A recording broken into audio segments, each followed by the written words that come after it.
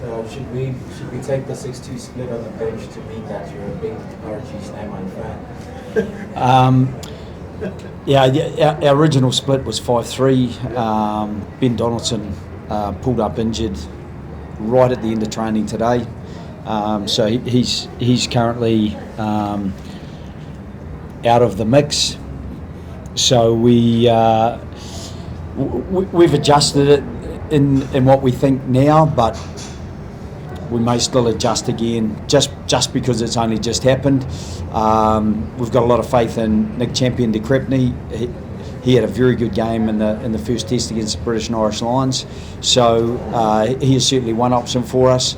To get our coverage in the back line is another option for us. We've got a couple of options there, and obviously Khaled Tazano is another guy who was part of a 6-2 split in the second test against the British and Irish Lions. What do you make of Rusty naming his team on Monday? He did indicate that if you do go for a 6-2 split, he will possibly change his team later today or really tomorrow morning. What do you make of Rusty's mind games? Yeah, I don't know. I've worked with Rusty and coached against him. I don't really focus too much on that. We've got a group that we've built over the last year or so from this time last year, where we got a couple of lessons from South Africa, and we'd like to think that we're building away and we're a lot more focused on what we're doing and what fits for us. So for us, it was literally a 5-3 split on the bench until the second last play at training today. So, we've adjusted that to where we think it is at the moment. But again, at captain's run tomorrow, we'll make a final decision. Just because it wasn't worth putting Ben into the group when we know that he's not going to be available now for this weekend anyway. Joe, can you talk us through the recall of James O'Connor, what he brings to the party? He brings a lot of experience, and it's probably fortuitous because our initial thought was going with Ben Donaldson, who'd spent more time with us obviously and played the last 50 minutes of that third test against the British and Irish Lions. But we felt that James was best served, and the team was best served by James getting enough reps during the week and having the time in the saddle, whereas Ben has had lots of time with us, so he could have easily slotted in his place. But obviously tracked him through the Super Rugby, playing for the Crusaders.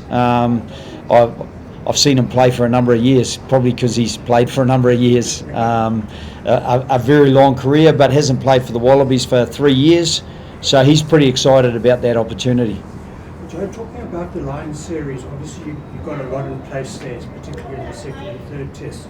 Do these two games now against the Springboks give you opportunity to polish up on some detail, build on some things? I hope so, Mike. That would be the plan. We'd love to build on. I felt a progression that went through the British and Irish Lions. That first half of the first test, I think we could have even been further behind. I felt we fought back in the second half, scored 3 tries, or scored 2 in the second half. Max Jorgensen scored 1 by himself in the first half, and then probably just missed a couple of others. Harry Potter almost went in the left-hand corner. Harry Wilson was held up. Joseph Suali'i was brought back for a non-release. So we got close, and then got such a good start in the second test, and massively disappointed about how that finished. And I felt that we probably deserved to win that third test. Right up till the final whistle, just about, it was 22-7. So we'd earned a decent scoreboard separation. What do you make of the South Africa team that was named on Monday? I mean, they've got Sekulisi playing at 8, Andre Estes playing at 12. I mean, Highveld. I mean, what do you expect from the Springboks this weekend?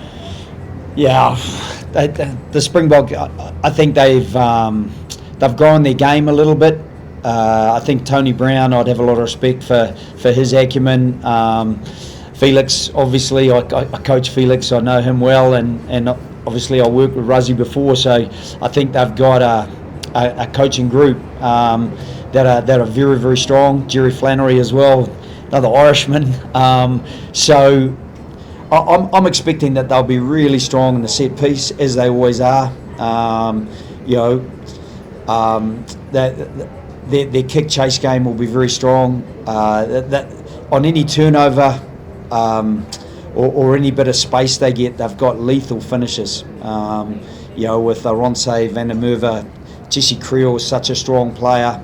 And you mentioned Estes, and boy, I remember 2 years ago I was working with the All Blacks, but I watched this game from South Africa, and he was a colossus, and was really difficult for the Australians to contain. So, that poses a similar problem on Saturday. So, knowing that many of their coaches, does that give you some kind of intuitive feel in terms of what they might or might not try on Saturday? Not hugely. I think Tony Brown has added more width to the South African game. That you'll often see them even go side to side very, very quickly. They've got some very efficient passing capability, and with a guy like Manny Libbok, I still remember clearly that no-look kick pass that he did against Scotland in the World Cup. That's the sort of abundance of talent that they have, that that they can play in so many different ways. They can outmuscle you, they can outspeed you, and they can outskill you. So we can just have to be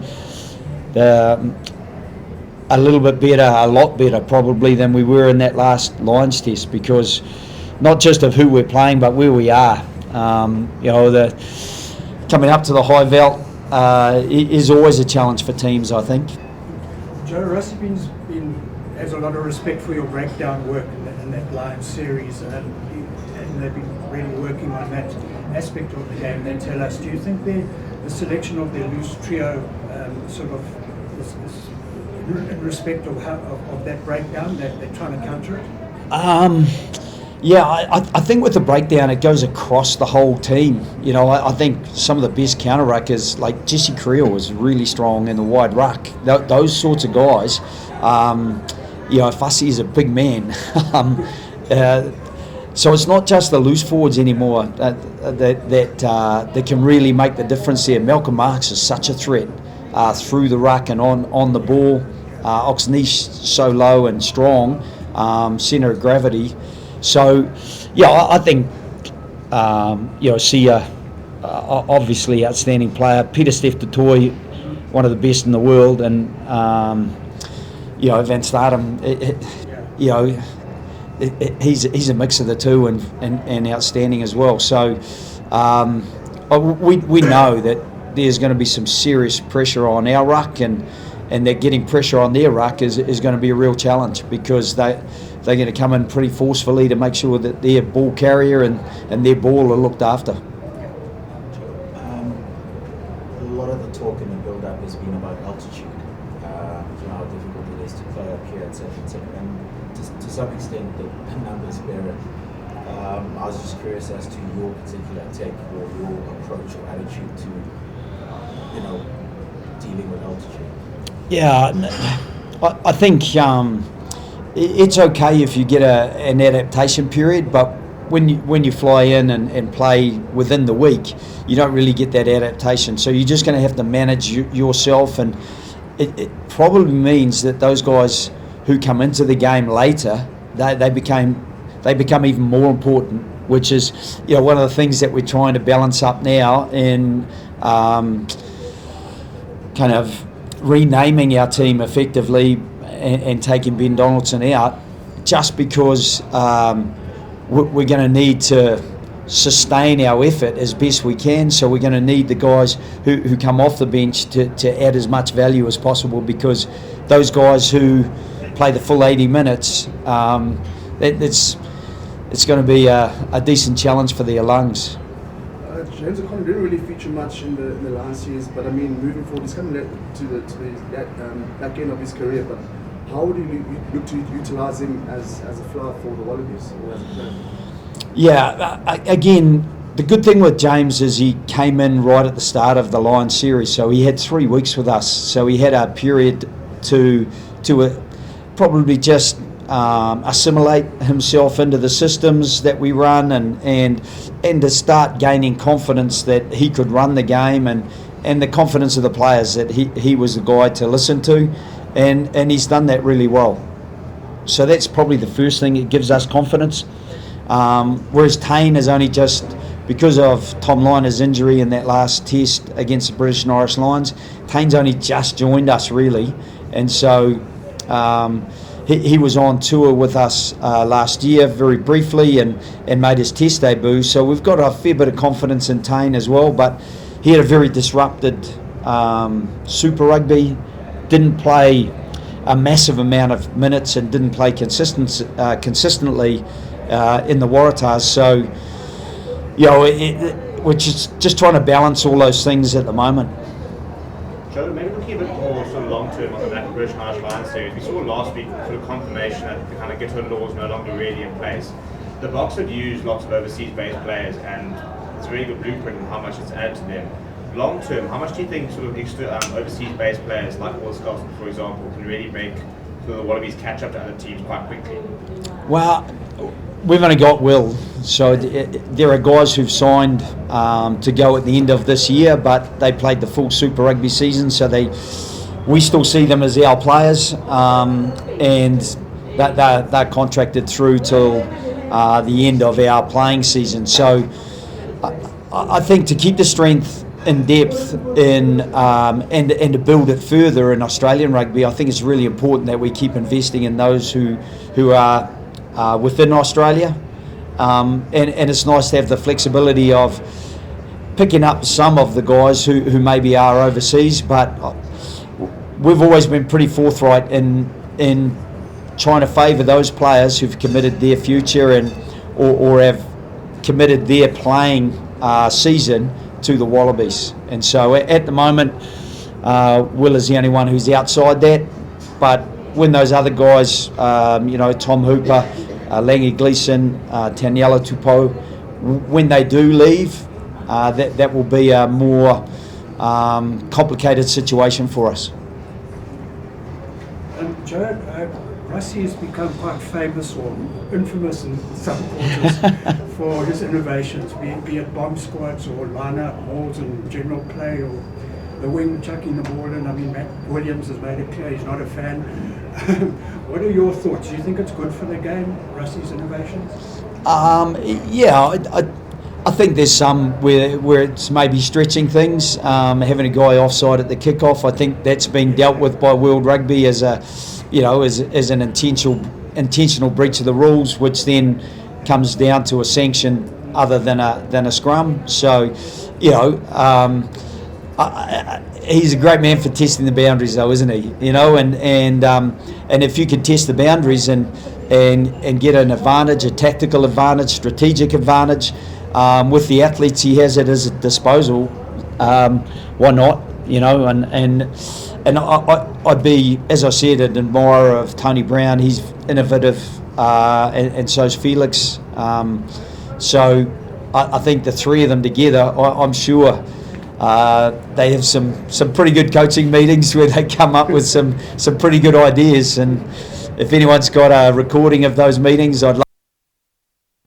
But I guess for us, we're a little bit earlier in our time as a coaching group with this group, so we're probably still trying to get the fundamentals right and not stretch things to the boundary too much. Try to be really good at what we can train at during the week, and then try to deliver on Saturday. Guys, we've probably got time for 2 questions online if there's anything that hasn't been asked. Sorry, Pater. Sorry, mate. Just go again, sorry. The opening question around Ben Donaldson's injury, and then just confirming why you had James and the run-on team over Ben in the first place? Yeah, so we had James there because if he came off the bench, he doesn't get that many reps at training. We only trained twice since arriving, so we just thought it was better for James to get that repetition and to get his confidence after having spent 3 weeks with us, because Ben had the last 50 minutes of the Lions' third test and had spent a lot more time with us. So sometimes it's just about getting the balance. The way we saw it was probably playing half a game each, and we just felt that with Dono's experience, greater experience with us, and his experience in finishing the game, we just felt it was probably a better way to balance it. Sorry, can I just clarify, Joe, what's happened to Dono at training, and what's the calculation now? You don't have number 10 cover in that team, so who is your backup 10?